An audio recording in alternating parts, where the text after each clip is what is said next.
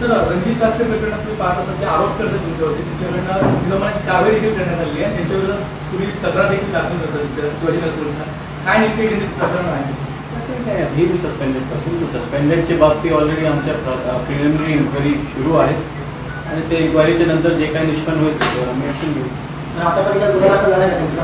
आज कोणीतरी केलेलं आहे, त्यांनी काहीतरी अपशब्द म्हणले होते, त्याचा व्हिडिओ आला होता. तर ते एक कोणी FIR सध्या दाखल झालेली ॲट्रॉसिटी ॲक्ट म्हणून. आपली काही टीम अटक करायला गेली आहे का NCBची? त्यांना असा आरोप केला आहे त्या व्हिडिओमध्ये की NCB यांना माझा गुन्हा दाखल असताना अटक केली, अटक करायला पाठवली. तर जर असं एखादा गुन्हा दाखल होण्यापूर्वी किंवा गुन्हा दाखल होतात आरोपीला माहिती कशी मिळते? अटक करायला पाठवली तो गलत वर्ड आहे. अटक कुठे केली? अटक वगैरे नाही.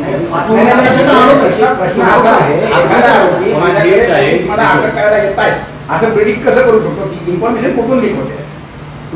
त्यांच्या घरी जाऊन पूछताछ केली तर त्यांचे घरचेच लोक सांगणार. गंभीर आरोप केले जात आहेत, त्यामध्ये काही पुढे कारवाई. माझा पॉईंट आहे की आरोप कोणीच करू शकता. एव्हरी आरोप has to be justified with evidence. Video बनवण्याचं कारण म्हणजे काल मी वाल्मिक कराडच्या एन्काउंटर बद्दल खूप काही चॅनलला मुलाखत दिली आणि माझं मत मांडलं. त्यानंतर काल 14 एप्रिलच्या दिवशी माझ्यावरती गुन्हा दाखल झाला मित्रांनो, ॲट्रॉसिटी ऍक्ट. तर जे कोणी फिर्यादी आहेत, गजानन कांडकर काहीतरी फिर्यादी आहेत शिवाजीनगर बीडचेच, तर त्यांची पहिल्यांदा तर माफी मागतो. त्यांच्या भावना दुखावल्या असतील त्यांच्या समाजाच्या, तर मी ते बोलण्याच्या ओघात बोललो असेल, ते अजून बघितला नाही मी व्हिडिओ कुठं बोललो ते, आणि जाणीवपूर्वक किंवा उद्देशपूर्वक मी बोललो नाही मित्रांनो. आणि काल मी इंटरव्ह्यू देताना खूप चॅनलला सांगितलं की काय म्हणतात त्याला, टाकाला जाऊन गाडगाला पोहण्याचा प्रयत्न केला, परंतु मित्रांनो एन्काउंटर खुनी करण्याचा प्रयत्न केला आणि खुनी केला. स्पष्टच सांगतो, आज असाही गुन्हा दाखल झालाय. ते धनंजय मुंडेंनाच नको होते वाल्मिक कराड, कारण त्यांची काही अंडी पिल्ली ते बाहेर काढणार होते आणि त्यांचा संबंध आला असता 302 मध्ये आणि आज ते आरोपी झाले असते किंवा होणारही नाहीत कदाचित. त्यांना खूप सपोर्ट आहे आपले महाराष्ट्राचे गृहमंत्री आणि CM फडणवीस साहेबांचा सपोर्ट आहे. ते होणारही नाही, त्यांना आरोपी केलेही नाही जाणार, तेवढे ते पुरावे दाबले गेलेले आहेत.